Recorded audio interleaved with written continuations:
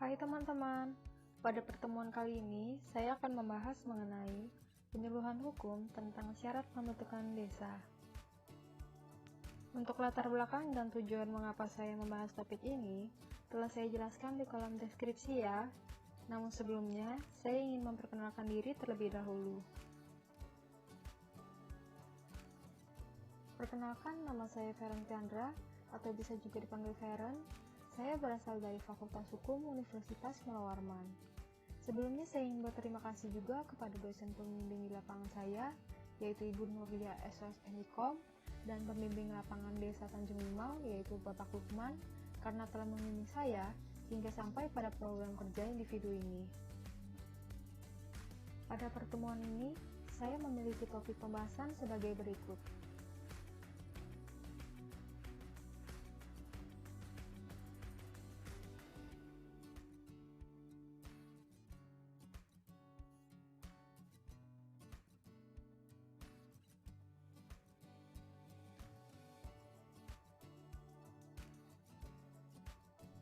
Jadi, menurut KBBI, terdapat pengertian hukum secara umum.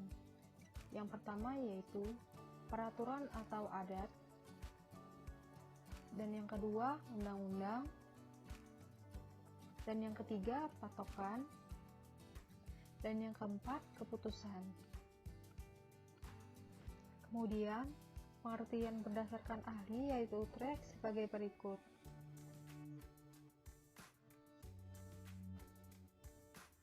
Hukum berdasarkan sumbernya ada 5 macam loh.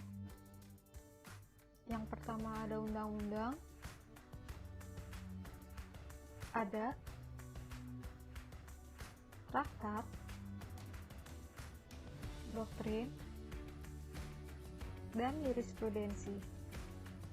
Nah, mengapa saya membahas tentang 5 macam hukum ini? Karena terkait topik utama yang nanti akan saya bahas, tentunya berhubungan dengan sumber hukum yang pertama, yaitu undang-undang.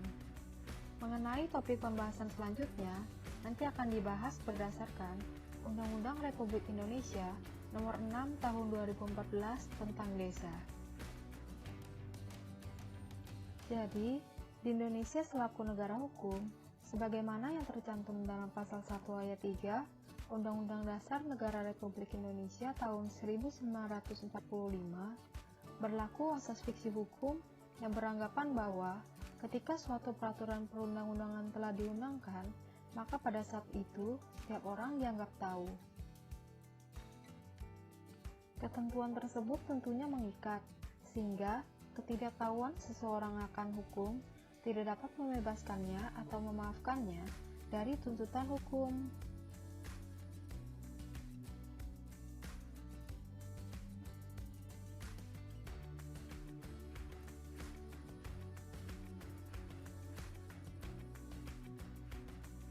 Berdasarkan Pasal 1 Angka 1, Undang-Undang Republik Indonesia Nomor 6 Tahun 2014 tentang Desa, terdapat pengertian desa yaitu sebagai berikut. Di sini, saya membahas tentang pengertian desa agar tidak terjadi kesalahan atau perbedaan objek pembahasan ya teman-teman. Jadi perlu dipastikan bahwa kita mengetahui tentang apa itu desa secara benar.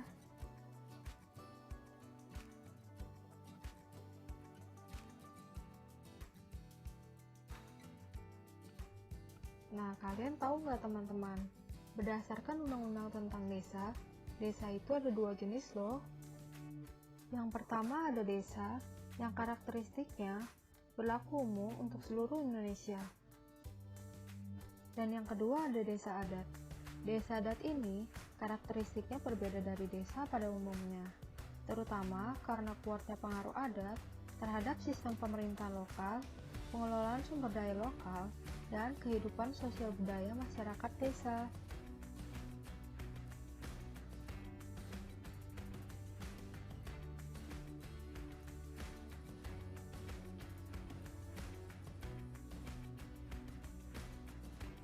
Tentunya, membentuk desa sendiri merupakan hak dari masyarakat dan seluruh warga negara Indonesia. Hal ini juga didukung dengan adanya Undang-Undang Republik Indonesia Nomor 6 Tahun 2014 tentang Desa yang di dalamnya diatur mengenai syarat pembentukan desa. Syarat pembentukan desa ini tepatnya diatur dalam pasal 8 ayat 3 Undang-Undang Desa. Syarat yang pertama yaitu batas usia. Batas usia untuk desa induk paling sedikit 5 tahun terhitung sejak pembentukan. Yang kedua yaitu jumlah penduduk. Untuk wilayah Kalimantan Timur, paling sedikit wajib terdapat 1.500 jiwa atau 300 kepala keluarga. Kata penghubung atau di sini bersifat alternatif ya, jadi boleh dipilih salah satu. Yang ketiga, tepatnya wajib ada akses transportasi antar wilayah. Yang keempat, yaitu terdapat sosial budaya yang dapat menciptakan kerukunan hidup bermasyarakat sesuai dengan adat istiadat desa. Yang kelima yaitu memiliki potensi. Potensi yang dimaksud ini meliputi sumber daya alam, sumber daya manusia, dan sumber daya ekonomi pendukung. Yang keenam yaitu adanya batas wilayah desa. Batas ini tentunya dinyatakan dalam bentuk peta desa yang telah ditetapkan dalam peraturan bupati atau wali kota. Contohnya, jika terletak di wilayah Kota Kartanegara, maka batas wilayah desa ini ditetapkan dalam peraturan bupati Kutai Kartanegara. Yang ketujuh yaitu adanya sarana dan prasarana bagi pemerintahan desa dan pelayanan publik. Dan syarat yang terakhir yaitu tersedia dana operasional, penghasilan tetap, dan tunjangan lainnya bagi perangkat pemerintah desa sesuai dengan ketentuan perundang-undangan. Sekian yang dapat saya sampaikan, semoga dapat bermanfaat serta menambah pengetahuan. Dan juga mohon maaf bila ada kekurangan ataupun ucapan yang tidak sopan. Atas perhatiannya, saya ucapkan terima kasih.